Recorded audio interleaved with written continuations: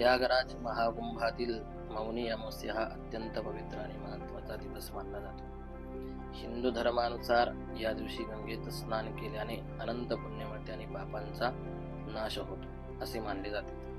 मौनी अमावस्या दिवशी मौन बाळगणे आणि गंगा स्नान केल्याने आत्मशुद्धी होते. याला ऋषी अमावस्या असेही म्हणतात, कारण या दिवशी ऋषीमुनींना वंदन करण्याची आपल्याकडे परंपरा आहे.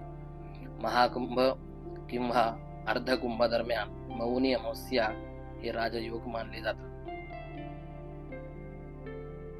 हिंदू मान्यतेनुसार या दिवशी गंगेत स्नान केल्याने 7 जन्मातील पाप धुतले जातात. अनेक संत महात्मे आणि साधू आणि श्रद्धाळू या दिवशी गंगेच्या पवित्र संगमावरती स्नान करतात. मौन म्हणजे आत्मचिंतन आणि मनन.